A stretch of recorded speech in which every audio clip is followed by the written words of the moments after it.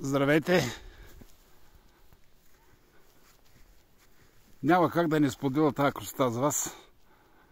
Намирам се на 1605 метра, малко над летовище Бяла черква. Няма никой, или почти никой. Тръгнал съм по един черен път.